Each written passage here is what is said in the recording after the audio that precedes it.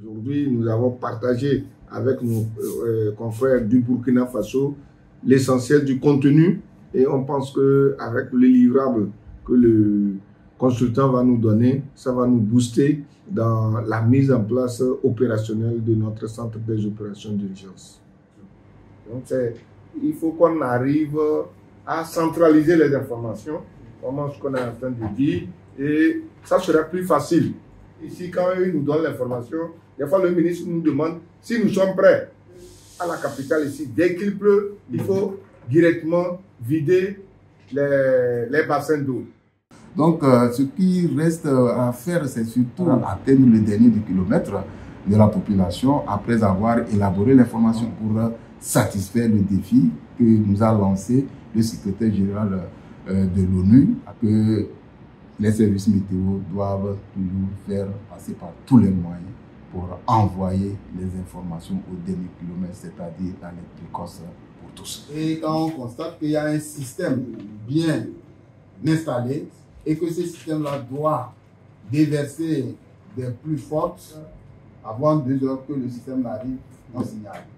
So WICOS is an umbrella that encompasses all the observing systems, WMO observing systems. Donc une alerte sur votre site web quand elle est publique, les utilisateurs peuvent interagir, zoomer, aller voir les différentes informations obligatoires dans le protocole 4. Et donc ça fait extrêmement plaisir de voir que les supports informatiques qui permettent une interconnexion extrêmement rapide, de voir que l'échange d'informations se développe et que la plupart des services météorologiques ont adopté une politique ouverte de données. Le même outil peut permettre d'échanger une sélection de stations à l'international et une autre sélection plus importante pour les besoins de l'hydrologie ou de la protection civile. C'est la DGRE qui se charge de réaliser la vigilance inondation fluviale. De manière, il y a différents outils vecteurs vers la population, notamment le CAP. La météo peut produire des prévisions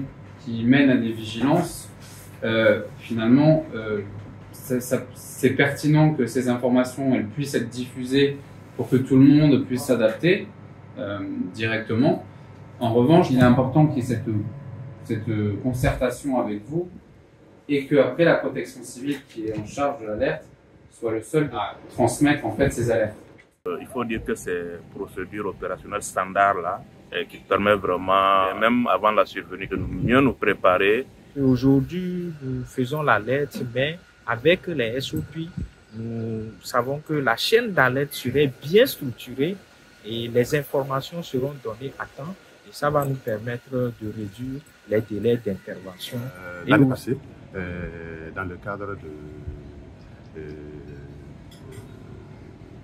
du bassin de Eregadougou, il y a eu effectivement une prévision de l'ANAM qui a été suivie effectivement d'une action, d'abord de la DGRE qui a prévu des inondations et effectivement des actions ont été suivies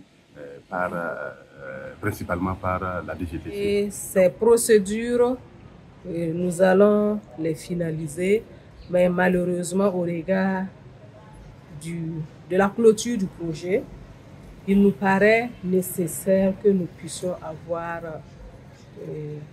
une deuxième phase pour pouvoir stabiliser tout ce que nous avons pu élaborer jusque-là, consolider aussi les acquis. Et je pense qu'avec le nouveau personnel qu'on a actuellement, si ces séances de formation peuvent continuer, si cet appui peut continuer de manière synergique avec les autres institutions, je pense que ça pourra booster davantage les capacités de la DRE. Nous avons pu obtenir des résultats intéressants et je pense que nous allons continuer à travailler en synergie avec les autres parties prenantes, c'est-à-dire la NAMED et la NPC, afin que nous puissions aborder la deuxième phase de ce projet